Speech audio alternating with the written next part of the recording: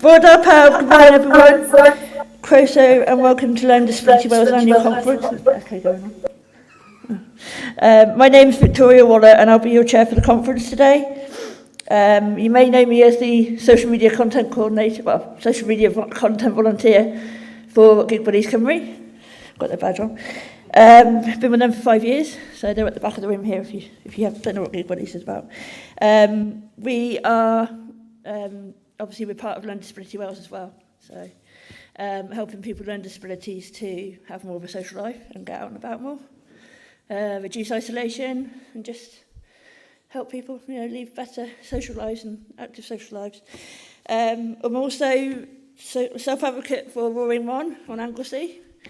Some of you, I don't know, one or two from North Wales together in here, because I'm also part of North Wales Flyers as well with Conwy Connect, and that's the self-advocacy group for people with disabilities. Member of LDMAG. LDMAG is Learning Disability Ministerial Advisory Group, which is a mouthful. Welsh Government rep for All Wales People First. Joe's in the room somewhere. Oh, he is there. With Joe Powell, who's here as well today. So Welsh Government rep for All Wales People First for that. Again, for people with learning disabilities. Recently been successful in getting a paid job with Learning Disability Wales. Whoop, whoop. Which I'm thrilled to bits about. I didn't expect it, but I'm thrilled to bits about it. Can't wait to get going. Today is the first day of our 2-day conference called My Home Matters. We'll have speakers and lots of different workshops today, all looking at different things about housing and homes. You all have a delegate pack that will tell you everything that's going on and what workshops you booked on. If you have not booked yet your workshop, please go to reception at the coffee break and make your choice. So it's just down the main corridor. If anyone has any problems, speak to a member of staff with the red shirts on and our logos. And they're wearing the red shirts, so anyone of us with the red shirts on. Before we start, I need to let you know a few things. The toilets are off the corridor, again, down towards the reception, back towards the entrance. Please turn phones to silent or off. I've done that already. We are filming and taking photos. If you do not want to be in the photos, please tell someone from Learning Disability Wales, again with the red shirts on. There is a quiet room in the Tegid room just off the exhibition areas. And we would like to thank Wales and West Housing, who've got our banner up here, for sponsoring today's conference. We are very grateful for their support, so thank you for Wales and West for that. If you're using social media today to talk about the conference, please use the hashtag MyHomeMatters2025, which I think is behind me somewhere. Yeah, it's behind me there. On the screen behind me. So used to this. I would now like to invite Zoe Richards, Chief Executive Officer, CEO of Learning Disability Wales, on stage to say a few words. Welcome, Zoe. Great yourself.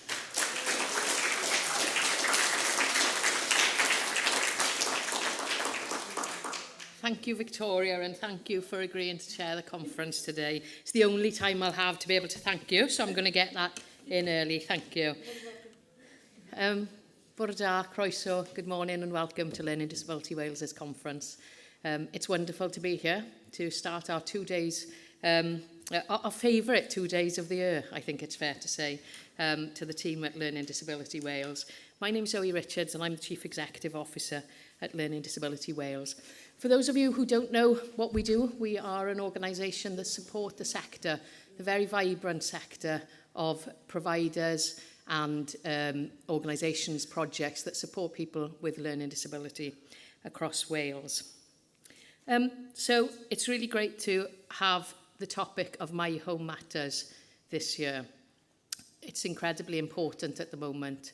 We see across Wales that organisations are working really hard, and they're working really hard to support people with a learning disability, but they're also working really hard to survive across Wales at the moment.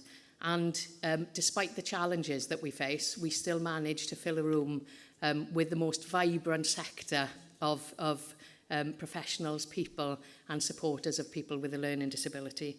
So we know that the work that happens in Wales is incredibly good quality, and we have to work hard to maintain that. It's also important because this year and last year we saw the rise of the campaign Stolen Lives, which is a campaign that was created by parents and people with a learning disability to ensure that their loved ones have a home and their home is not described as a hospital bed. And that's really important. We've got some workshops talking about that a little later on with Joe. So, as well as a celebration of the vibrant community, it is a note to ourselves that what we have is really special. What we've created in Wales is really special over the last 40 years, and that we have to work hard. And there is a call from Learning Disability Wales and other organisations to the Welsh Government to ensure that the real living wage and the national insurance hike are not destroying organisations that provide vital services to people with a learning disability in Wales. And that call is really important. We have called a crisis in Wales in terms of getting the support that providers need to be able to manage that. And we hear of small charities and large charities who are now using their reserves to support some of the contracts that they have to support people with a learning disability. And the really sad fact about that is that people with a learning disability are now becoming objects of charity because their services aren't being funded adequately by the Welsh Government. So our call today from the conference is that Welsh Government recognises that and passes the financial means down to local authorities to be able to support the organisations that support people with a learning disability. The nice part of my job today is to formally launch the Learning Disability Wales annual report. We've got a really formal report on the Charities Commission website, but here we have a really vibrant report where you can see some of the work that has been happening throughout the year for Learning Disability Wales and our partners across Wales. We've got a lovely centrefold of pictures for you to look at. That's the first page you have to go to, I think. We've got a bit about numbers as well, if you're a numbers person. There's what we've achieved in numbers, what we've achieved in smiles as well in the centre page. But it talks about some of the work we've done. And this last year we saw the end of the Engage to Change project, which features heavily in the report. And that was an 8-year project that was developed and funded by Welsh Government through the National Lottery Community Fund to support young people into work. And many moons ago, when we started thinking about applying for that money to do the project, I went to meet a group of young people in Pembrokeshire, and we wanted to find out, as part of the project, what type of jobs that group of young people wanted to do. And we did some workshops with the young people, and it was really difficult for them to explore some of the jobs that they wanted to do. And it was because their mindset was very much set on not wanting a job, not having been given the aspirations by the people around them to think that they would go into employment at some point in their life. And one of the prompts I used to explore that was when you were young and your friends or aunties and uncles used to come to visit and say to you, what do you want to be when you're older? What did you say? And they said to me that nobody had ever asked them that. So that project was really from the very start about raising aspirations and changing the support that we have available to young people in Wales to be able to go into employment.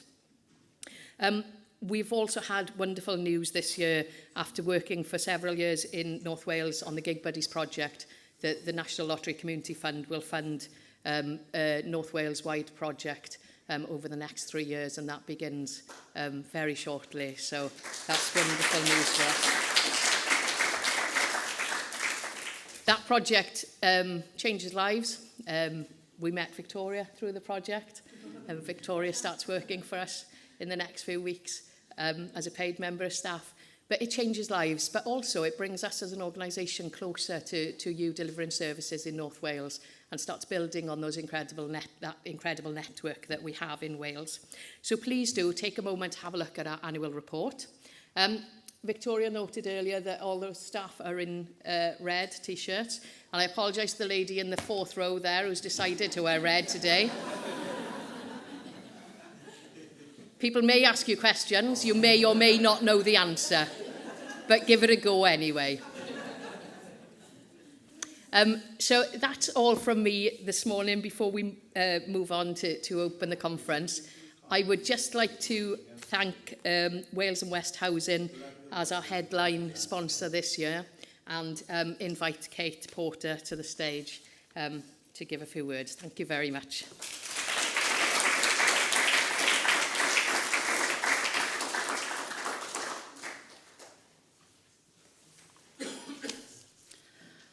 Bore da, pawb, croeso. Hello everyone, good morning, and a third very warm welcome to today's event. For those of you who don't know me, I'm Kate Porter. I'm Head of Housing, Support and Improvement for Wales and West Housing, who are proud sponsors of this year's Learning Disability Wales annual conference, both here today and at next week's event in Swansea. Today's conference is about housing, homes, and the choices people have about where they live. And all of these things are at the very heart of what we do. Wales and West Housing is one of the largest housing providers in Wales, and we manage more than 12,500 homes in 13 local authority areas across the country. We're proud of our role as a housing provider, building and maintaining safe, warm, energy efficient and affordable homes for people to live in. But a home is so much more than bricks and mortar. It's a foundation upon which to build a life of stability and opportunity. We're equally proud of the work that we do to enable our residents to live rewarding and fulfilling lives, as we are about the quality of the physical homes we build. We also manage a significant number of innovative supported housing solutions for people with a range of diverse needs. Being able to live independently is something which should be open to everyone, regardless of background and circumstance. Whether it's through the homes we build, the support provided by our staff or our partner organisations, our focus is to make a difference to people's lives, homes and communities. We hope that we can play a part in helping Learning Disability Wales to achieve their mission of making Wales the best place in the world for people with a learning disability to live, learn, love and work. I hope that you enjoy the day, and I'll now hand you back to Victoria.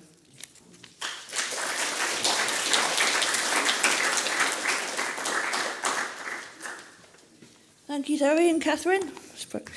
We're now going to hear from Richard Cox from Ategi. I hope I said that right because I'm learning Welsh still. Who are going to tell us about shared lives. Welcome, Richard.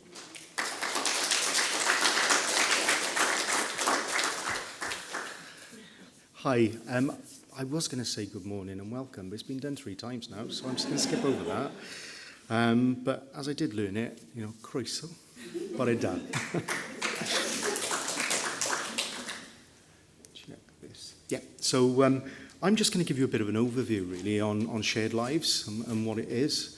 Just out of curiosity, has anybody ever heard of shared lives before?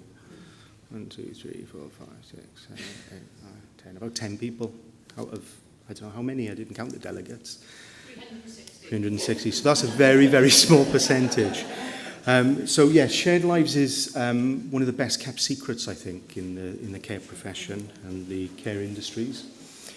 So I work for Ategi. I've been working for Ategi now for a little over 5 years, and I'm going to be honest, it was 5 years ago that I learned about shared lives when I started as the manager of the Shared Life Service.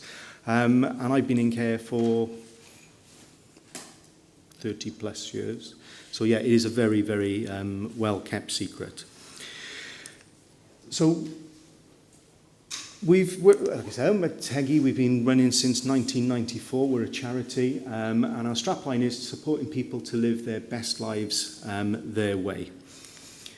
We've got 3 different types of services, which is shared lives, which I'm going to tell you a little bit about today, supported living, and a community support service as well. My life, my way. That's what we do. That's what we envisage. We've got 5 strategic priorities: providing quality support. We want to be a great place to work for and work with. We want to position ourselves to be future fit, which is proving difficult financially. We want to ensure that we're financially robust. and we want to embrace co-production and influence. So we support every single person individually, recognising strengths and abilities, personal goals and aspirations, and everything that we do is underpinned by our 5 values, which are ambitious. We enable people that we support, our employees and our carers, to be successful. We're inclusive. We recognise and welcome and value differences. We're authentic, we're fair, we're honest, and we act with integrity. You know, we don't always get it right, none of us do, and you know, we accept that. We're kind, we're considerate of everybody in everything that we do, and we personalise our approach to be the best that it can be, and we're collaborative. So we're naturally curious. We work and we listen, and we learn with others in our journey for continuous improvement. So what is Shared Lives? Okay, so Shared Lives is for adults who need a little bit of extra support and would benefit from living in a home environment, a family environment. A bit like foster care, but for adults. You know, I want to turn that around. Everybody says that. I want to turn it around and say that, yeah, foster care is a bit like Shared Lives, but for kids. It's for children. So that's what we're aiming to do. So in Shared Lives, there's 3 different types of arrangements. So there's a long-term arrangement where somebody might move in and live with a carer in the carer's home and live as part of the family, building up all different types of relationships and building up skills. There's a short break arrangement where somebody might stay for 1 night, 2 nights, a week, 2 weeks, but on a very short basis. And then we have shared days, which is when somebody's matched with a Shared Lives carer and they go and do sort of day activities and set things. But what's important to remember is every single arrangement between a Shared Lives carer and somebody using the service is unique. Yeah, as unique as you are. You know, it's very different. Every arrangement's very, very different. Shared Lives carers. If you want to be a Shared Lives carer, let me know. They offer adults a place in their own home. Yeah, somebody can come and live with them, and a place in their family as well. It's more than just providing support. They support people to live independent, full lives, whatever shape that takes, and it's very different for everybody. And they support people to develop new skills or develop existing skills, and help people to work towards their personal aspirations and their goals. What we do,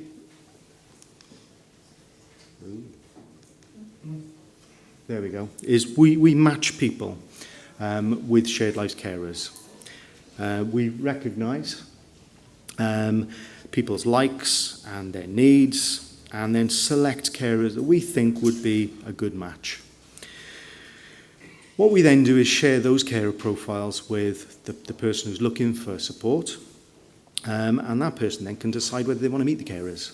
You know, they may have 3, may have 4 different carers, and then they can choose. They can meet all 4 people if they want to, and then we'll arrange visits. You know, nice visits over in a coffee shop, meeting the carer's home, and have good discussions after those visits. And then maybe arrange some more visits, maybe more visits again, until the person and the carer are confident and they decide whether they want to move forward with that arrangement.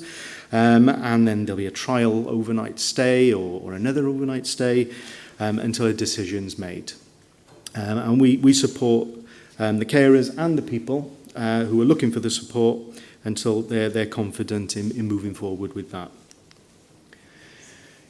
A home isn't just having 4 walls around you. You know, it's where somebody needs to feel safe and secure, happy, and feel part of something bigger.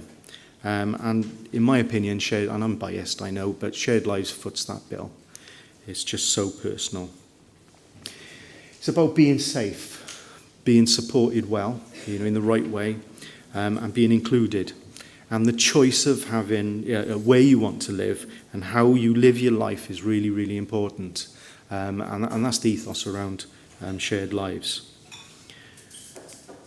Shared lives empowers people to have control over their own lives through choosing where they want to live, developing independence, feeling safe in their own homes, managing their own finances, and living the lives that they want to live and how they want to live it. And what the shared lives carers do, they help by being there for the person, whether that's to help physically or just to listen as a sounding board. They help build skills, achieving personal goals. They share in any successes. And it's two ways. It's a two-way partnership from the carer and the person being supported as well. They help plan for the future. Where do you want to go? You don't want to live with me forever. Where would you like to live? Where would you want to go to? They help people budget and then help to move eventually when it's right, when it's the right time. Shared lives isn't, or doesn't have to be a lifelong thing. It's the next stepping stone. But sometimes it does turn out to be a lifelong arrangement, which is great. I want to introduce Pip to you.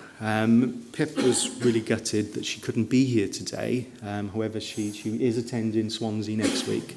But Pip still wanted to be a part of today. So she made a little video for us.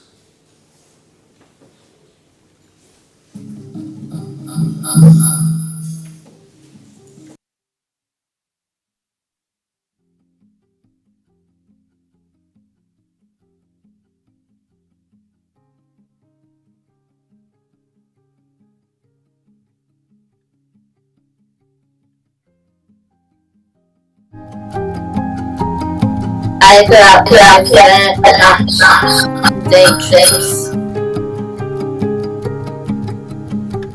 And do you live with Paula? Yes, for a long time, yeah.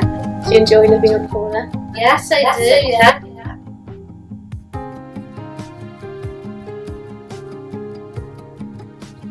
Go shopping, go and see friends. Go to pictures. Go to the shows. Go on trips. Like we've been to London, we've been to Liverpool, we've been to Barbican, and I've been to Coronation Street and I'm in it.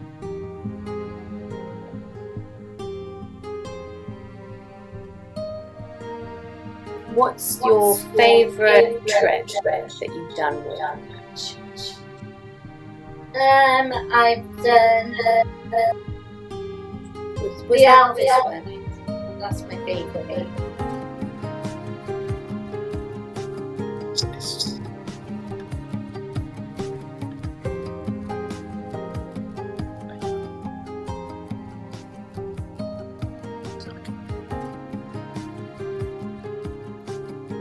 Well, we do like on a Tuesday. I do like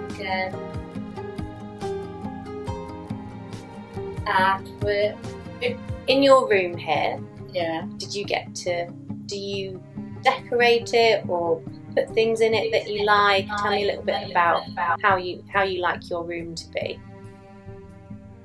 I like my pottery and stuff, but not down here. But I've got a bedroom with loads of pottery stuff. What we've got to do, there's so much every week it builds Yeah. out. To throw up the old to make room for the new. Yeah. You wouldn't get in the hole. No. So we spread it out a bit. Yeah. So yeah. And you give some gifts as well. Yeah, I do. Yeah, to my friends. Yeah. Yeah. So your room is full of all the things you create. Yeah. So you've got pottery. Have you got anything else in there? And crafts stuff. What I've made over the years. You brought one home yesterday, didn't you? Yeah, boxes. I made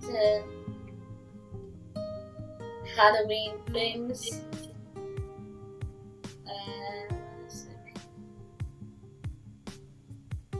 That's a few things.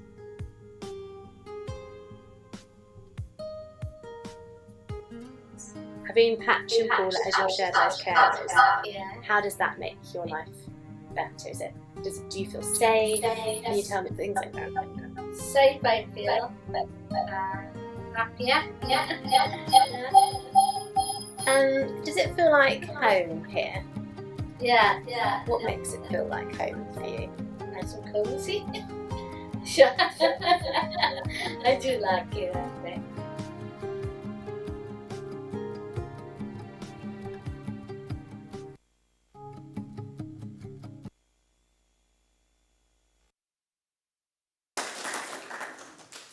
Yeah, so Pip genuinely was gutted that she couldn't be here today. So Paula is Pip's long-term carer, so she lives with Paula, and Patch is the short breaks carer and shared days carer, who Pip will go and stay with and do a lot of day trips and activities. But what I really loved about this arrangement is that Paula used to be the short breaks carer for Pip. And in 2013, Pip couldn't continue to live with her long-term carer anymore due to ill health. And it was Pip that said, well, I want to live with Paula. Can I live with Paula?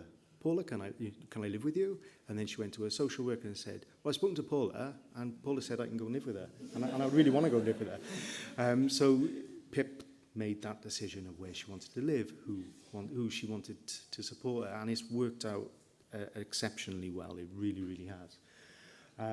So, yeah, thank you very much. I hope that this has just given you a bit of an overview on shared lives. I'm around all day, and my colleague Karen, in a blue T-shirt, like this one, are available if you want to ask any questions. You can contact us by telephone, email, or via our website. We've got a couple of QR codes as well. This will take us to our website, and this one will take you to our YouTube channel, where I hope that you'll take time to subscribe and like and share our videos. But yeah, thank you very much, DL. Thank you. I'll hand you back to Victoria.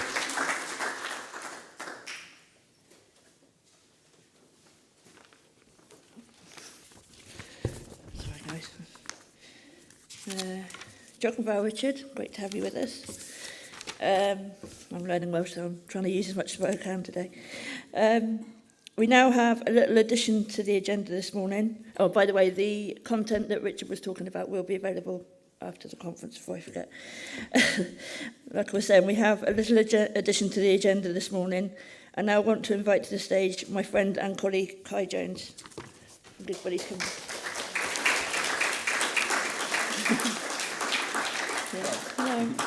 Hello. Kai is the Development Officer for Gig Buddies Cymru. Shmai, hi everyone. So we want to highlight the incredible impact that First Choice Housing has had on our Gig Buddies project. First Choice helped us to launch Gig Buddies in 2018 in Cardiff and in North Wales in 2020. They funded Gig Buddies from the very start right up till this year.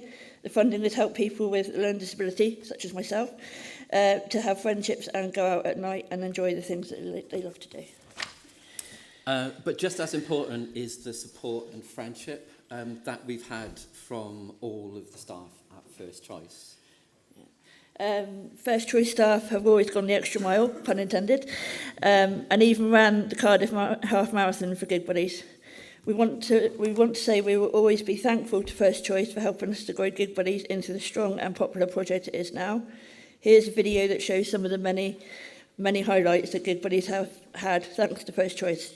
Jochen Val, First Choice.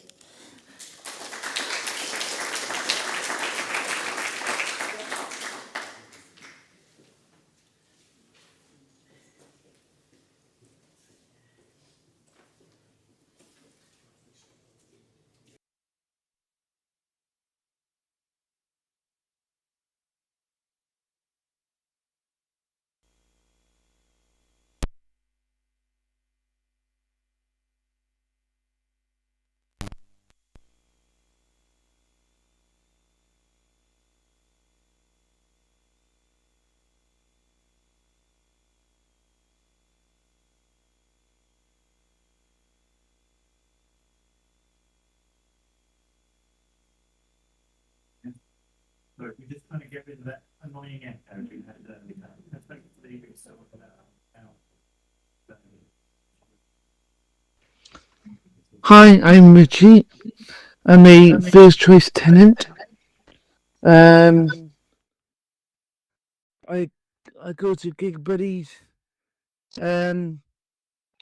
What's important for me with Gig Buddies is the social aspect of going out to different places with my Gig Buddy. And back last year, I went to 73 gigs in 1 year, which is a big shock for me. And I went to 2,000 trees for the very first time.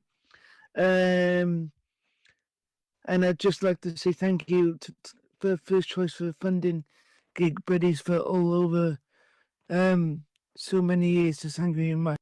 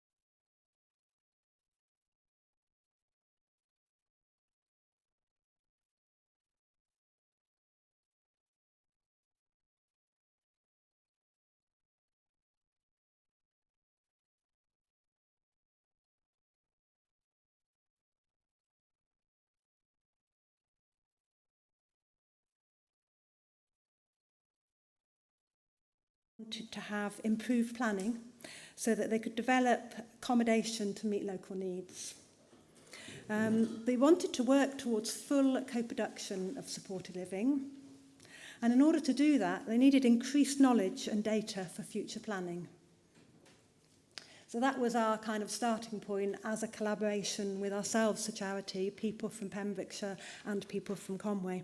The other thing that was that's really compelling to us across the board is that the Learning Disability Strategic Action Plan, which concludes next year, says that voice and control in housing and accommodation decision making is a strategic priority. 7.3, I know it well. Okay. So we worked with people in Wales to make a fun way, and that was important to us, for people with learning disabilities to discuss and share their thoughts about their adult lives. And we had an advisory group of people from Pembrokeshire and Conway, and in particular we worked with young people aged 14 to 35 with learning disabilities. We pitched it within that age group because 14 is when those conversations, if they're not happening already, really need to start. And 35, not that we think the conversations end there by any means, but we're very mindful that we need to be talking to a particular cohort. But also 35 is a time when parents who are often very actively involved are ageing themselves, and it's quite likely that crisis will happen around that time. The other point about the age 35, in our initial proof of concept trial, what we found was that people over 35, we're using an avatar in the toolkit. It's quite a funky thing to do, and with the feedback that we had for the older demographic was that they didn't particularly like that aspect of it. So we're not saying that the conversations stop at 35, and we absolutely encourage it's available. There was no issue in people over 35 using it, but that's our focus. We work with some families, the local authority, social care and commissioning, housing providers, and in fact it was lovely to hear First Choice Housing involved with the Gig Buddies because it was First Choice Housing who worked with us for the project. We worked with health boards, Public Health Wales, education providers, so school and college, care providers and advocacy services. I don't know if anyone from Conway Connect is here today, but Conway Connect in the north. Okay. And through the project, we took the proof of concept version of the first draft of the toolkit to the group. We trialled it, we adapted it, we tried it again, and what we found is the project demonstrated to us that an engaging digital toolkit that can empower people with a learning disability to understand their options and express their wishes, and that's really important, about where and how they live their adult lives. So it can empower people if we get this right. And the first version of this co-produced digital toolkit is ready to be used.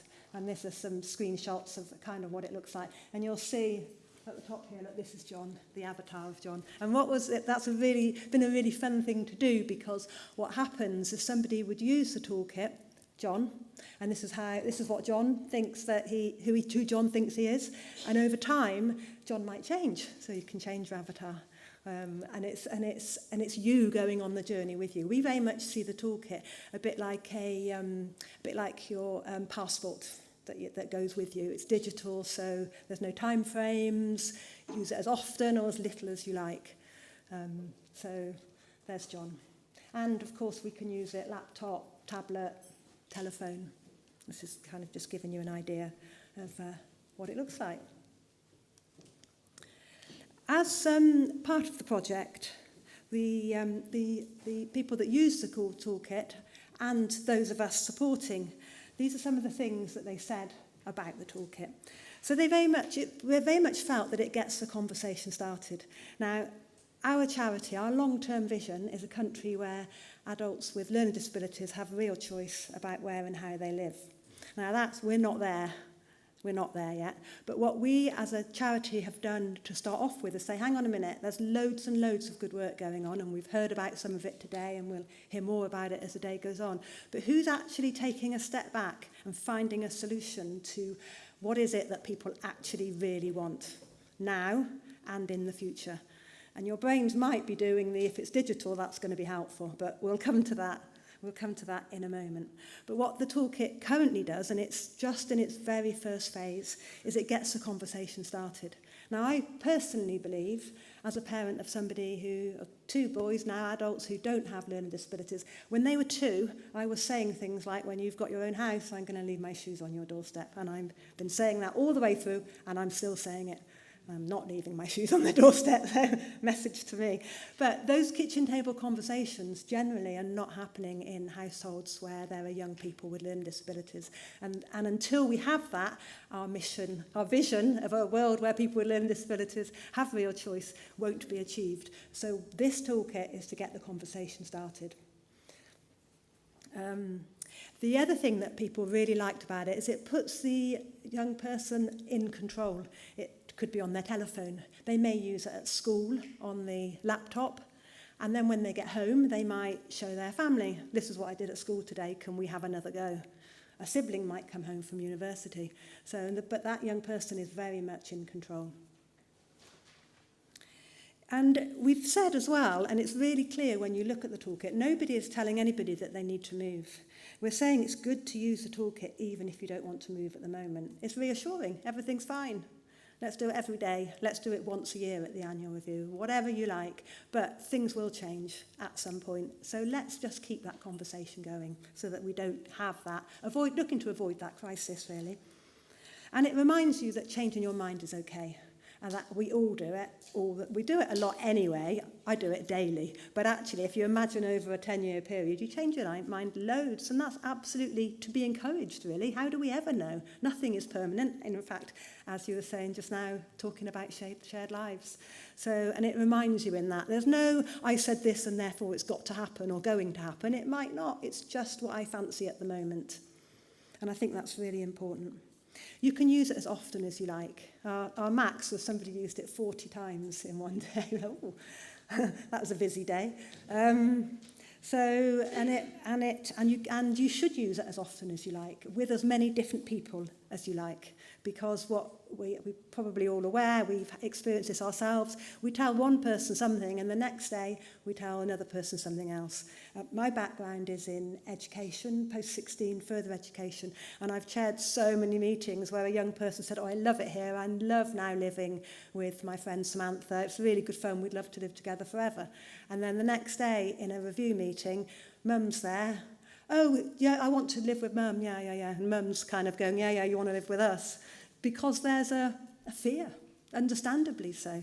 And it's okay, and therefore you need to tell lots of different people. And what we found as well is that young people telling a telephone, it's easier than telling, or device, it's easier than telling your mum directly. And it kind of gets the conversation going when the sibling comes home as well, the technology is just an exciting thing. And because it's on the internet, you always have a record of what you said. So if you wanted to go back over and remind yourself, it's always there for you. And having a record of what you said might help you as a starting point when you use it again. So what did I say last time? I can't remember. Oh, yeah, do I still think that? Yes or no? So that kind of process. So those are some of the key things, really. There were more, but they're the key things that we found about using the toolkit. Okay. So the toolkit is digital. At the moment, it's in phase 1. It's anonymous. It's very basic. It literally is to get the conversation started. You're not committing to which town you want to live in or which people or what sports you want to play. You're really just getting the conversation started. But when we first came up with the concept, it became clear to us really quickly that an intended consequence, not unintended, I must make sure I get that right, an intended consequence is that, of course, by it being digital, you have, over a period of time, an information bank of the needs and wishes of young people with learning disabilities expressed by themselves. And that is just magical. And you can imagine, over time, that would be a significant resource for those involved in the planning, involved in the provision of care, education and housing. And it takes me back to what it was that Conway and Pembrokeshire said at the beginning, is we need to know what people really want, because how are we going to do that longer term planning?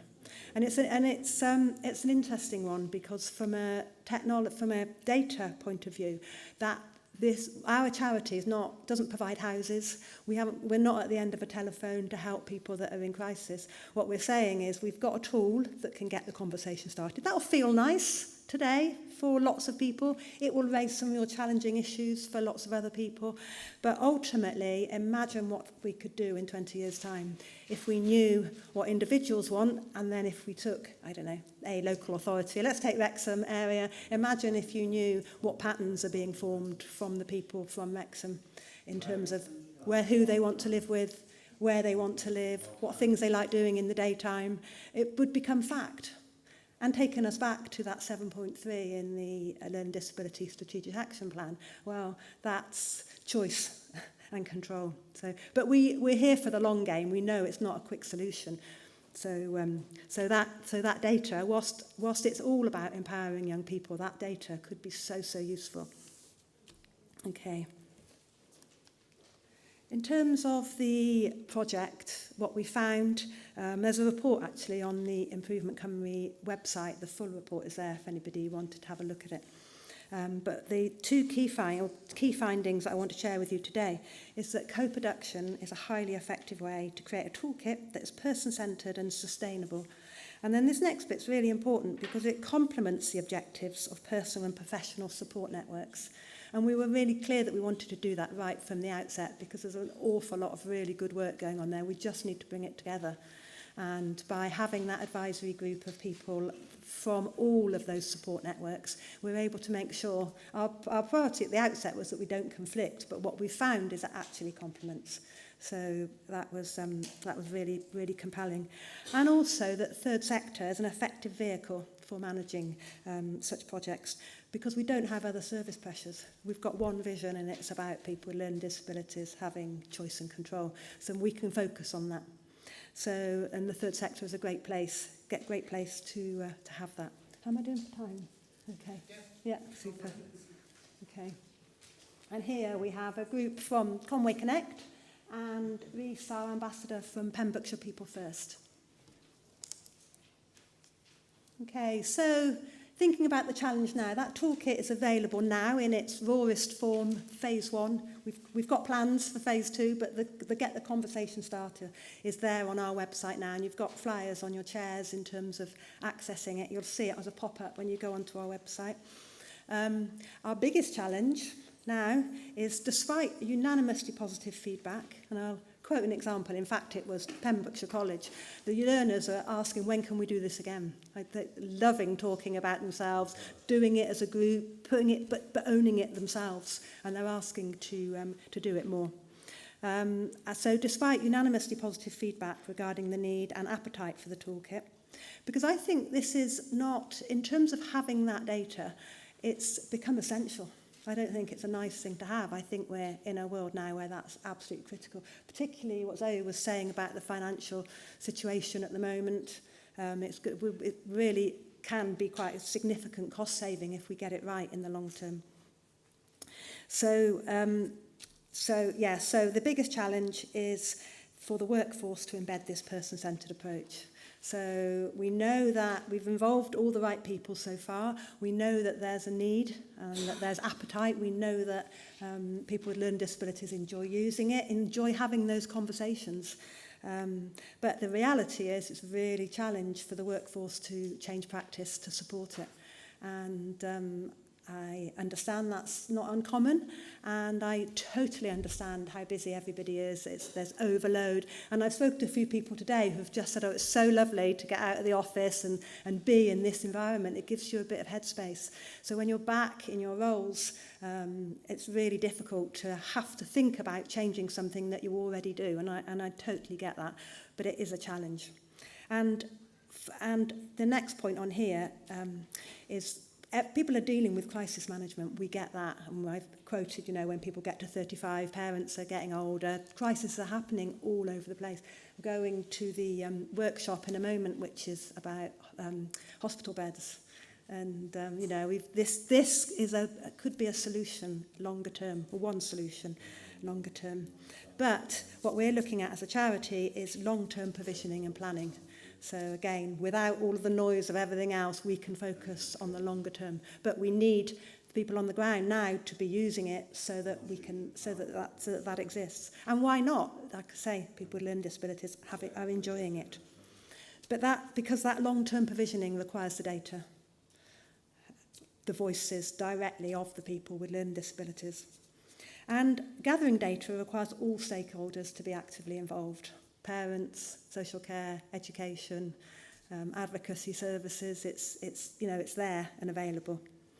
And what we see is that all people have either a practical, moral or legal requirement to be doing so, really, to, I don't know, I'll take education because it's my field, but we have a legal duty to provide impartial advice and guidance. This tool gives us the session plan, the scheme of learning, to do that, but also the evidence that we are doing it. So it's really quite compelling, I think. Okay, and finally, where next? So we need to use and embed the toolkit that we have at the moment. We've started in Conway and Pembrokeshire. We need to grow on that. There's individual opportunity here and national in terms of the use and then the data. That data will be useful for the schools. It will be useful to know.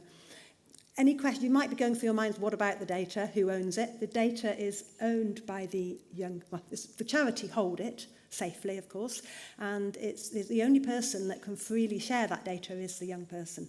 So the teacher, I will use my education example again, can only look at the data of the people that they've supported. They can't look at what that person said when they went home or to a social worker. They only look at the stuff that they have supported. So that the national opportunity and that local opportunity for the data is quite compelling. We think that we've got a great research opportunity here because how do people with learning disabilities make choices? How do we know it's really their voice? And if we're using the toolkit, then we can use that experience to action research.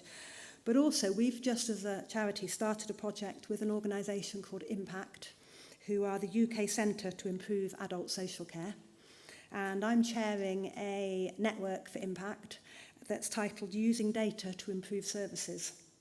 And the focus is going to be on capturing the voices of people with learning disabilities and how is that data shared.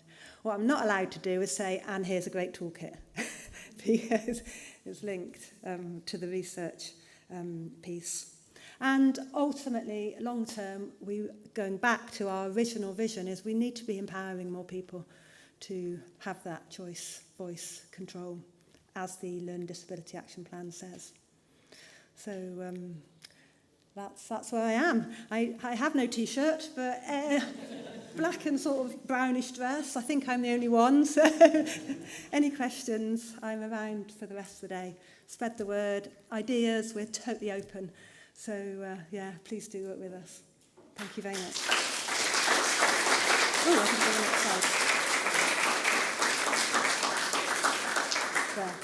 There we go. I see you now. Thank you.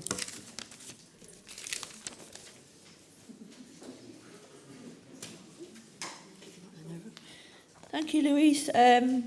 Jock, Louise, great to have you join us again. And also, the information was up there, but we will be emailing everyone out with information from the presentations today. So, 1 second. Oh, yeah, okay.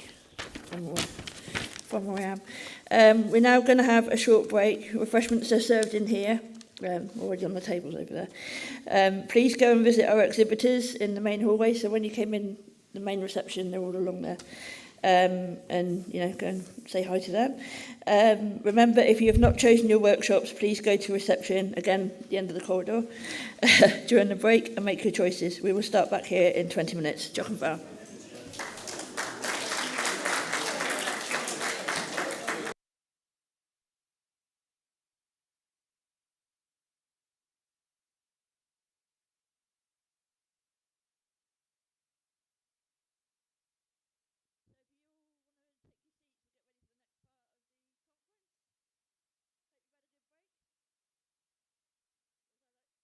as they call it in Wales, a panad. I'm learning that.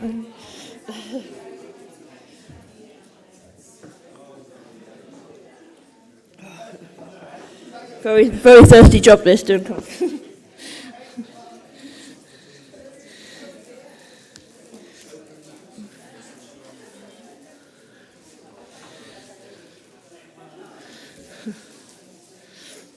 Yeah, we've got everyone.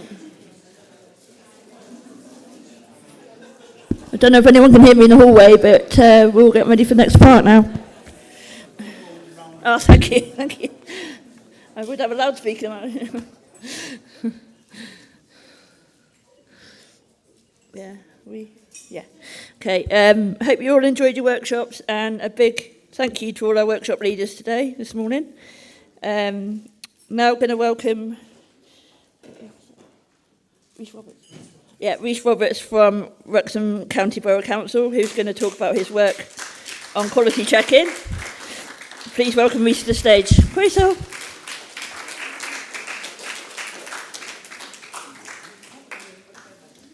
Hi, my name's Rhys. I've come to speak about the REACH standards that we've been using. So I started my role back in May of this year, and basically what I do is I go around to people in supported living and I check if they're okay, basically. So if they're happy with their support, happy where they're living, and happy living with the people who they live with. I also check in general whether they're happy living there, basically. So I work with my team on the council, the PCP coordinators. So I work with everyone on my team, and I go out to these homes, and I work with one of my colleagues. So one of my colleagues will go with, it'll be any one of my colleagues who'll go with me to support me, which I think has quite actually helped, because with some of the people we've visited, they've not really been comfortable speaking with new people, but with them knowing my colleagues, because they've been in the job a lot longer than me, they've been able to speak to them more comfortably, which I found has really helped, especially with, we went to one 2 weeks ago, I think it was. He just wouldn't want to speak, just not because he didn't like me, just because they were quite shy, a bit nervous. They weren't too sure about, why I was there. We do send things out for them, try and help them to understand what we're going to be coming for, and when we're coming, exactly when we're coming as well, and what we're doing. So we use our 9 REACH standards. Out of them, we use 2 on each visit. So there they are there. So we're currently using the REACH standard 4 and REACH standard 3. We did used to use 2 and 4, but then we decided to change it just due to because we weren't getting the feedback we really wanted. And we're open to change it again in the near future if we want to, because we just want to get a mixture of feedback. From what we found in using 2, which is basically asking about where they live, we found that people weren't getting the public transport they wanted because the local bus company sacked one of the bus services. So we've brought that up, and we're going to try and get that up and running again for them so they can get out and about more. So it's great that we can use such a variety of options to give to them. So this is one of the things I sent out. I was just saying about this earlier. So they can just get to know a little bit about me and what I like. So there's a few things on there, like if they see, for example, I've got Waterloo Road on there. Like I know there's one person we visited who mentioned, I saw Waterloo Road in your thing if you're watching the new series. And that's great for like a conversation starter. So like it's off topic, but it's still something they can do to get to know me, to make them feel a bit more comfortable about me and about speaking to me. So those are a few more of the reach standards. Talk about conversation starters. I made something called About Me as well, which I take with me. So you can have a look through. There's a few photos in here of things that I like, a few things I dislike. So they can have a look through there and have a talk to me about that as well. So it just gets a bit of a conversation rolling, if you know what I mean. And then what you can see behind me are a few of the cards. So you got these. So we visited a lady the other day who had difficulty hearing, basically, and she couldn't hear very well. So we used these, and she was really good at reading. So we let her read these. She's able to read them and answer the questions for us by doing that. But we only made these a few months ago, but since having these, I think it's been great. And there's also like little pictures on there to help them. So if they don't really understand the question, or don't understand what the question, like what's worded on there, they can have a look at the picture, and from there they'll be able to answer the question for us. But there are other ways we use to sometimes simplify the question or reword the question a bit so they understand it a bit better as well. So these are the few people we help support. So them there, we helped them, they weren't comfortable getting the bus, so we helped them be more comfortable using public transport and getting the bus. And you can see there, they're quite happy getting the bus now, and they do it alone now. So I think that's something we've done quite well. In the Wellbeing Club as well, we have cooking clubs. So this gentleman up there, he really wanted to learn how to cook. He said he didn't really cook much. He cooked, like toast and things like that. But he obviously wanted to cook more and wanted to cook a few different things. So with our cooking club, with the support there, they've helped him to learn recipes.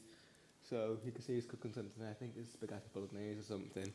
But yeah, it's quite good. We do have air fryer classes now, which I also think are quite good, because like in the oven, like sometimes you can forget about it and it can burn and whatever. But with an air fryer, it automatically turns off when it's cooked, so it doesn't keep going, it doesn't burn your food. So, it's a lot better, it's a lot safer as well. Like, obviously, it's less likely to catch fire if it is, like, if you're cooking chips, like, you don't have a deep fat fryer, you use that. So it won't, it's like I said, less likely to catch fire. So these are some of the skills we use behind me. So, for example, we use these to help recruit people as well. We've just got a short video.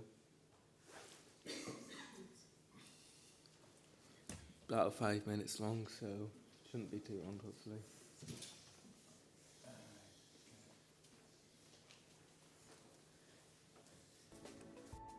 At Paradigm, we're passionate about the rights of all to live good, ordinary lives. The REACH standards in support for living are designed to ensure everyone is supported to choose where they live, who they live with, how they live, and who supports them. REACH has 9 standards. We've worked with people across the country to make a film for each REACH standard. So whether you are a self-advocate, family member, supporter, manager, commissioner, inspector, please use these films in any way that works for you. Here are 2 short clips focusing on I choose who supports me and how I am supported.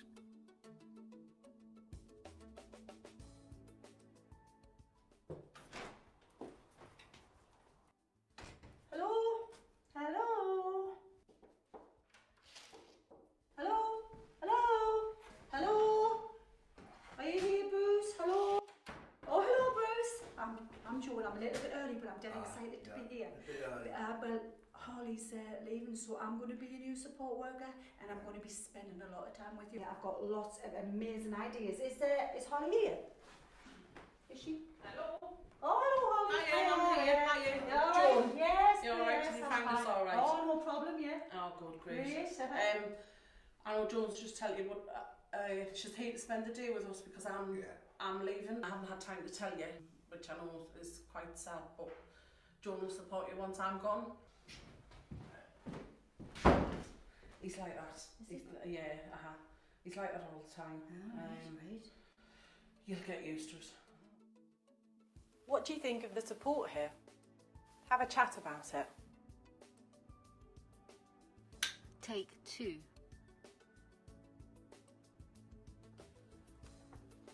Harley's spending time with Andrea to explain that she will be leaving in a few weeks' time. She gives Andrea space and time to take it in.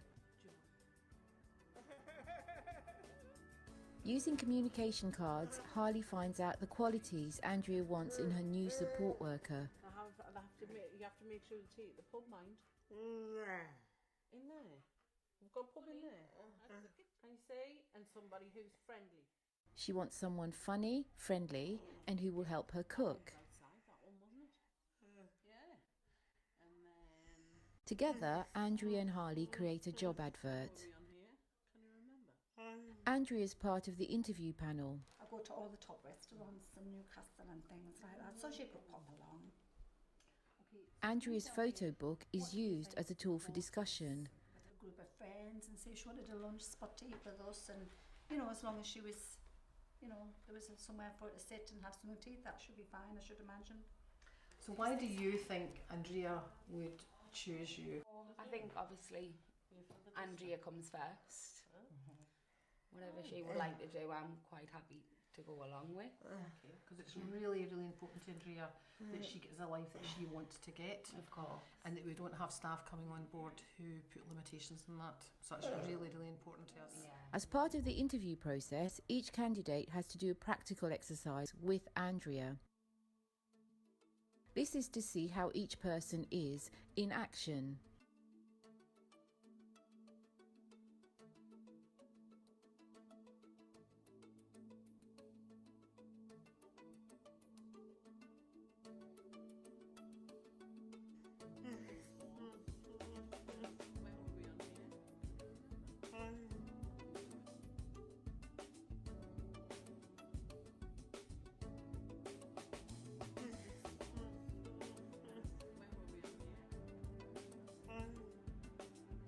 Have you worked out who might get the job?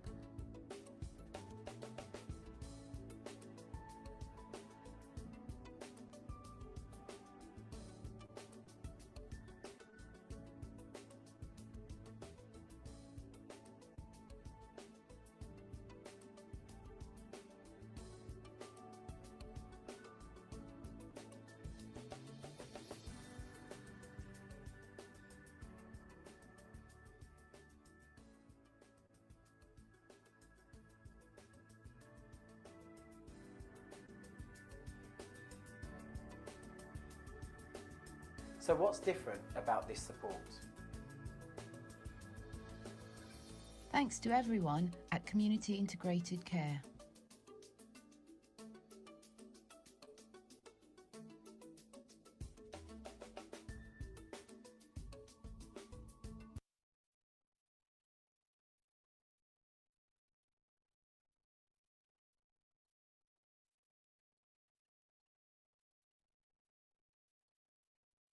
Immediately telling you that, that the support worker's not going to be working with you anymore, so that they're going to be taken over. You don't want that. You want somebody to have a conversation with you beforehand, like just saying, I'm going to be leaving in a few weeks.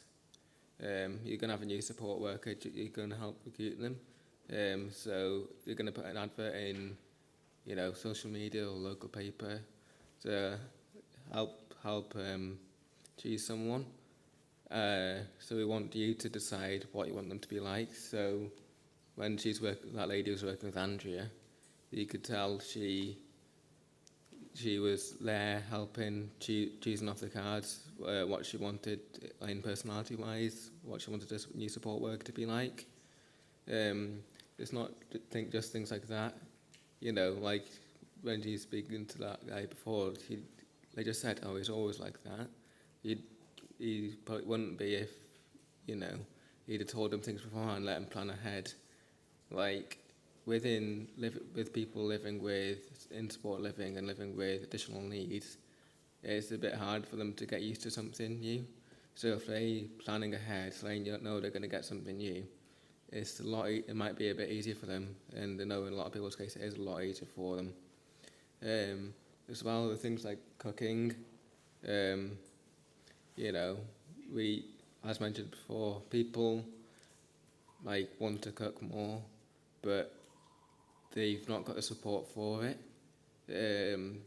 And we visited a house a few months ago now, in Sport Living House, and what I found was really good that was there was that they had a set rota for there's a few occupants living in this house, so they had a set rota for who cooks each night. And when we were there, it was quite good because the support worker who was there at the time, they said, oh, do you want me to stand with you while you cook, or do you want me to help you, or do you want me to sit in the other room so you can shout me if you need help, or, you know. And she said, yeah, can you sit in the other room, but I'll shout you if I need you. And it's great that he was giving her some options, like, so she's like, you know, so she doesn't feel like he has to either be there or not be there. It's just there, so, you know, got a few options then. Because, you know, they wanted to cook at home, but, you know, sometimes you do need help in the kitchen. Everyone does sometimes, and I think that was quite good.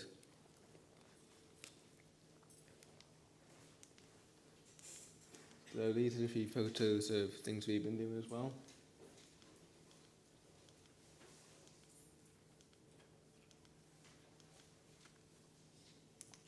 So we do have a few activities. So I have mentioned the cooking club and the Airfighter cooking club. We have other things like gaming clubs and things that are weekly, which people can go to. So we have quite a few different things there. We have like a pool table. We have video games consoles. We have bingo machines and things like that. So it was a nice large variety of different things there. You have a few board games as well, which we can use. So that's quite good. A few months ago, we did a walk as well to raise money for charity. So it was a sponsored walk, but, you know, we tried to include everyone in that. So we walked in a park around Wrexham. But, you know, it's great that you can include everyone and get people to socialise like that as well. Because a lot of people living with learning disabilities also find it really hard to socialise. But with these clubs and, you know, like the walks and things, we've found that when people have been going to them, they've been able to socialise with them, make new friends they wouldn't have been able to do without them. We've got another short video for you to watch now. This is about My Home, I Say. So this is basically saying, like, you know, you don't want people coming around to your house and changing the way it is. It's your house. It should be how you change. Hands off, it's my home. So, you know, we went to one a few weeks ago, and we had to do a revisit there due to one of the occupants being unavailable when we first went there. So the second time we went there, we found out that they'd put little things on the doors, those little blue circles on the doors about keeping shut if there's a fire. But, you know, it's their house. We don't have them in your house. You don't have a big green fire exit sign in your house. So, you know, if they don't want them in their house, why shouldn't they? Why should they have them? So we've got a short video here for you to watch now. Hands off, it's my home. It's my home. Hands off, it's my home. It's my home.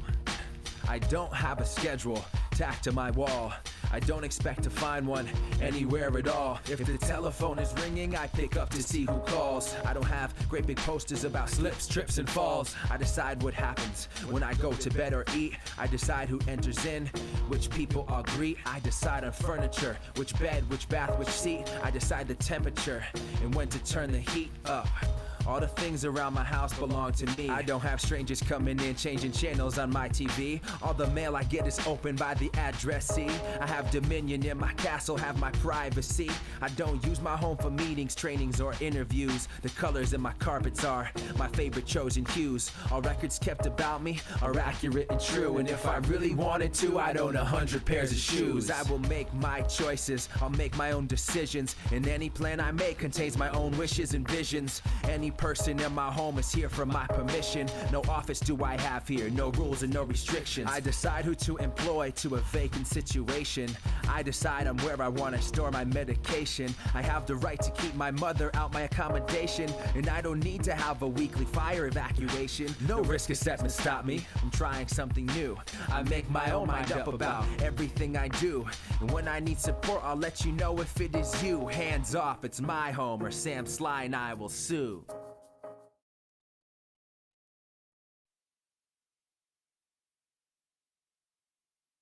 From that video as well, from what you guys did, you can tell he doesn't want like things stuck to his walls, things like that. But you know, it's his house, as I was saying before. Why should he have them stuck to his things? And just because it is a supported living accommodation, why should he have to take part in things like weekly fire evacuations and things like that? And why should his mother just be able to come around whenever she wants, organise it like everybody else would? Another thing is with respecting the privacy with support workers. So, we don't want the support worker to just go as soon as the door opens to go and answer it straight away. If they'll ask the person if they want to go and answer the door, because it's their house, so they should be answering their own door.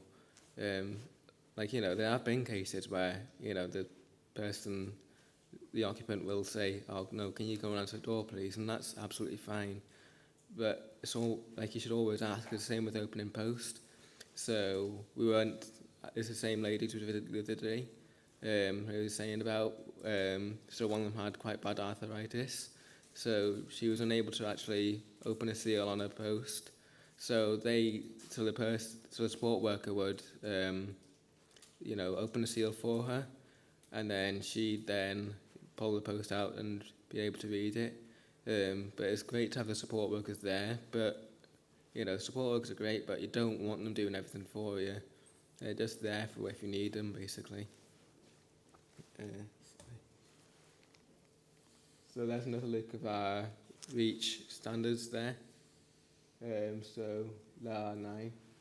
So as I did say before, we're doing 4 and 5. So 4 is about, 3 and 4, sorry. So 3 is having your own home and having things where you want them. So that's very similar to the video we just watched. So, we'll talk about, is everything where you want it in your house, especially in your bedroom, is everything where you want it? Do you want all the things in your bedroom? And, we'll ask them if they want to do anything in the future as well. So that, a little bit related to number 2, which we did used to use, if there's something I want to do in the future which I couldn't do because of, transport issues, we try and see if we can get, a car for them. Like if we've got a wheelchair, try and get a car with a wheelchair compartment in, so I can go out and about, because, especially living in Wales, there are a lot of places and a lot of villages that don't have any public transport at all, don't have a bus, don't have a train station or anything, so they can't get anywhere really. It is a shame for as well, because you wouldn't like to be sat in the house all day. So thank you for listening. If you have any questions, I will be about today in the workshops as well. Thank you.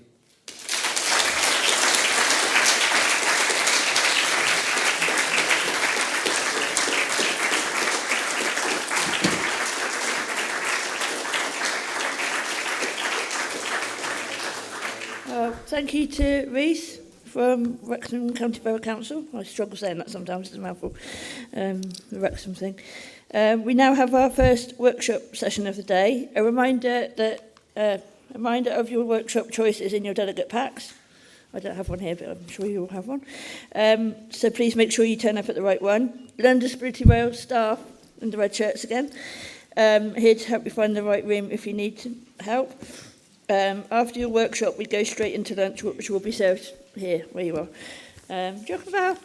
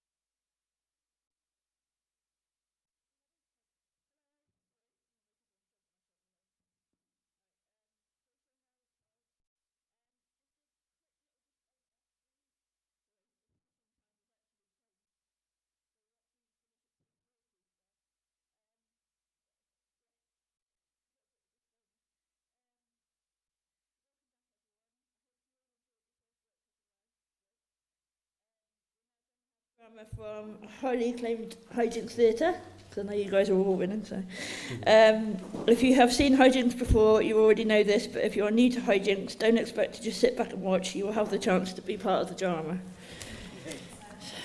So yeah, I'll hand over to Hijinks. Thank you, guys.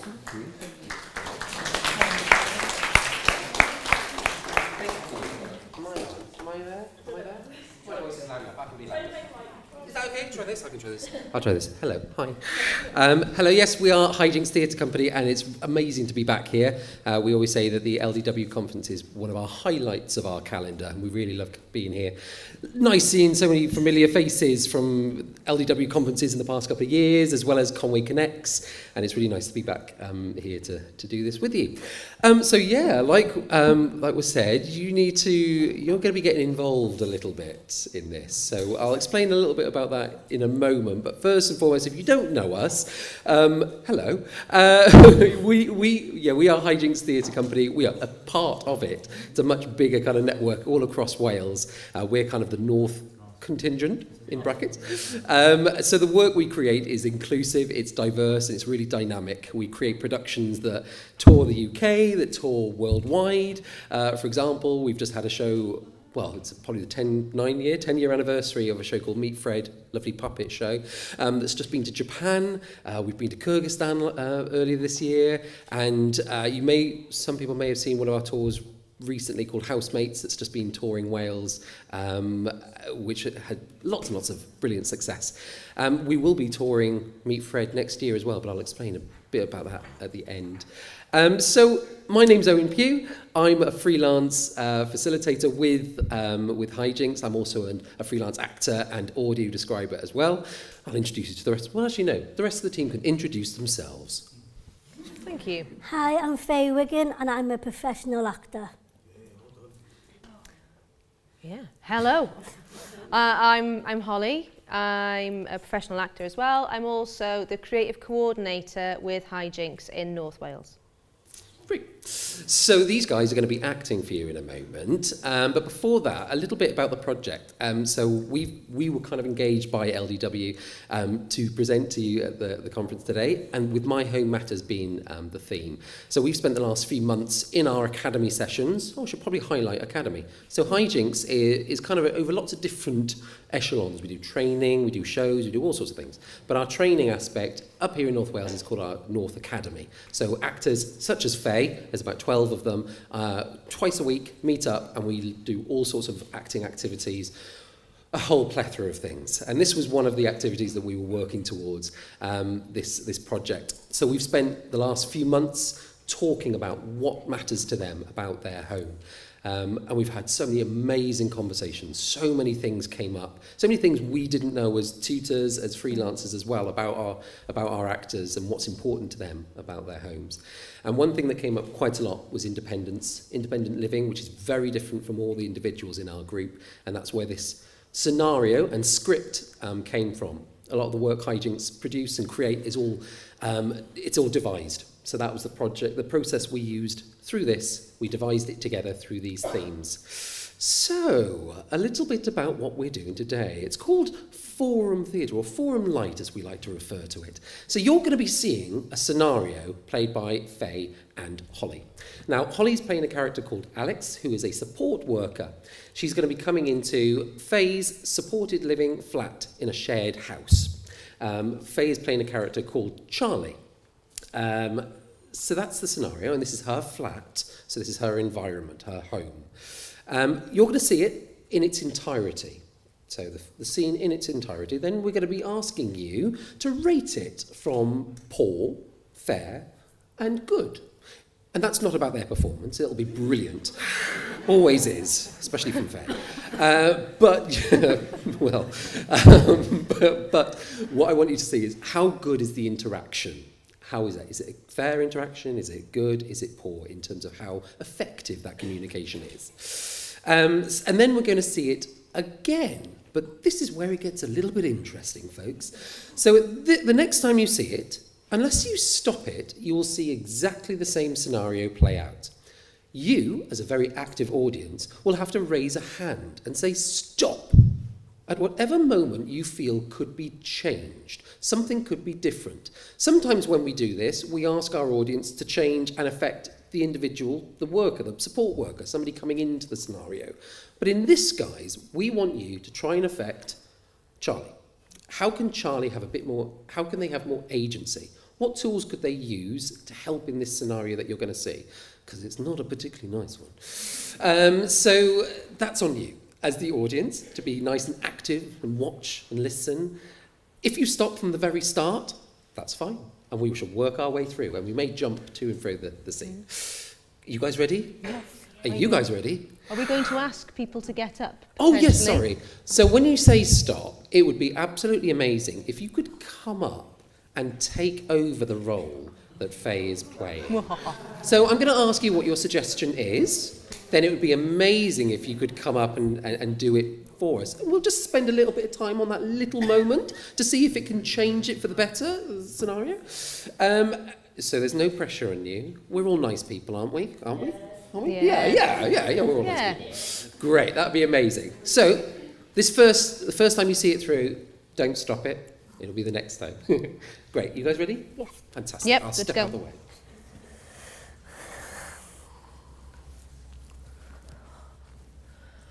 Oh, what a day! What's wrong with you? I want to book a holiday. A holiday? All right. Where do you want to go? Anglesey. Anglesey? That's not very exciting, is it? I mean, it's just a bit dull for me, that's all. Do you know where I went last year? Vegas. Vegas, yeah. By the way, I'm just trying to get into my banking app, but it won't let me get into it. Right, okay. Have you forgotten your password? Yeah, okay. What you need to do is you need to write it down. I need to put it somewhere safe. That's what I do.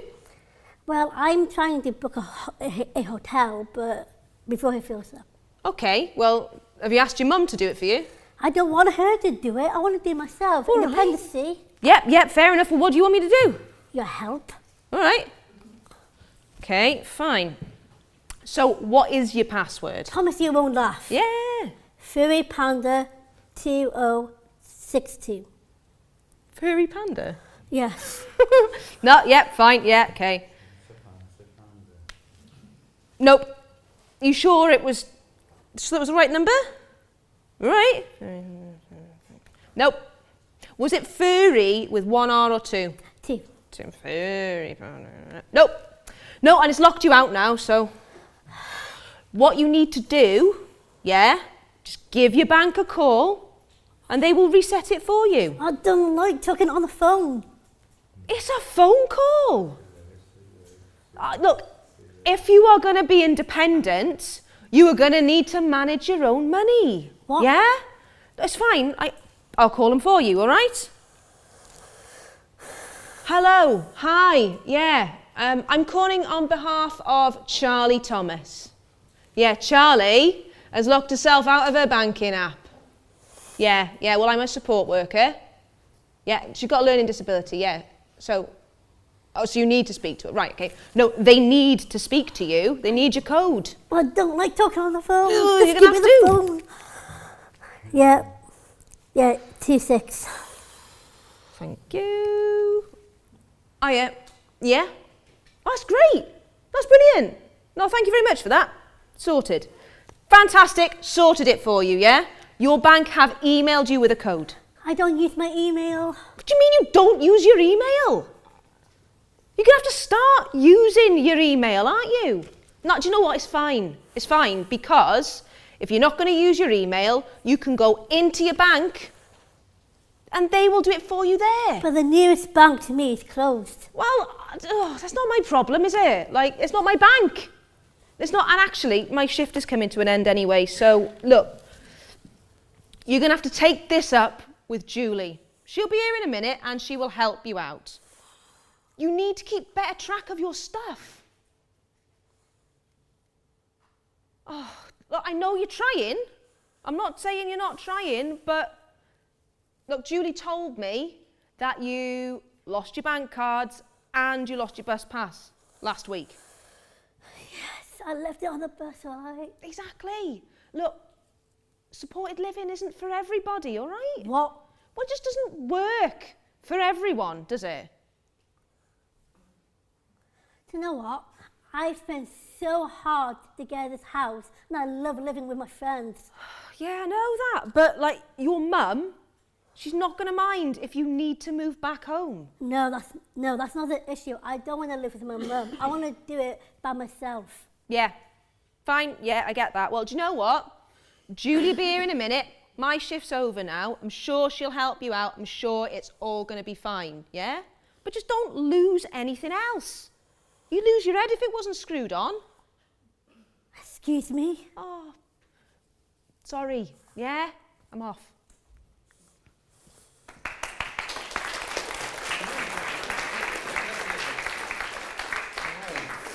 Great, lovely stuff. Before we come to you and ask you if you thought it was poor, fair or good, I was just wondering, Faye, from your perspective as Charlie, how did that scenario make you feel? Really mad and sad. Okay, great. Okay, so audience, I'm going to ask you to raise your hand. So if I said, did you think the interaction was good? Please raise your hand. Okay. Please put it up if you thought it was a fair interaction. And then what about poor? Pretty unanimous there. Yeah, seems pretty dreadful. Absolutely, yeah. So why do you think it was poor? If we could have a few suggestions. So, the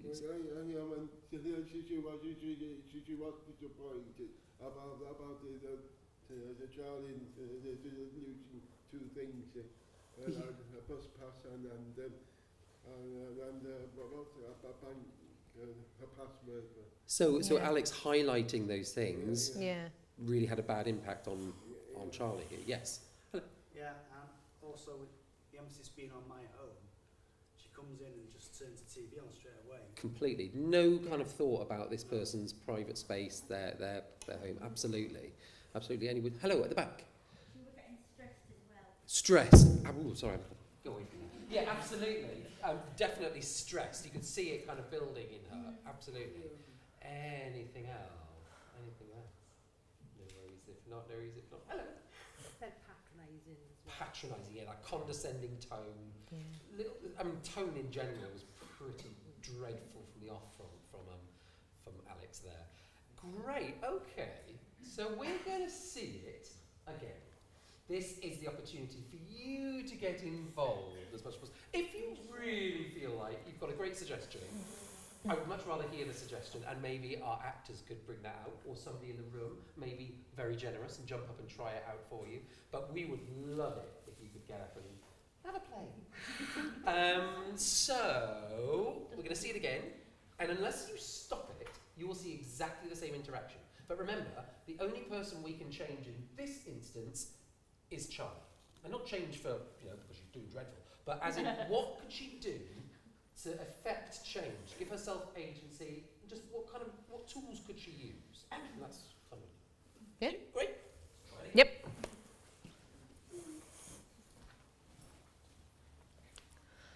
Oh, what a day! Oh, I see a hand raised. We'll stop. What she was doing, she said, what did she isn't say good evening or good morning? Yeah. So, that's a really good point, isn't it? That she's not doing that. What could Charlie do in that instance? What could she do? Charlie said, hello. Yeah. Would you like to give it a go? Do you feel? Yeah. Absolutely. Brilliant. Well done. Oh, it works. Oh, hello. Yeah. So, if you want to stand there, imagine you are now Charlie. Is it Richard? You are now Charlie Richard. Charlie Richard? Charlie Richard. Charlie, comma Richard. Charles the First, yes, you are the name. Great, so it's going to happen in exactly the same way, Richard, unless you stop it, okay? Unless you change it, okay?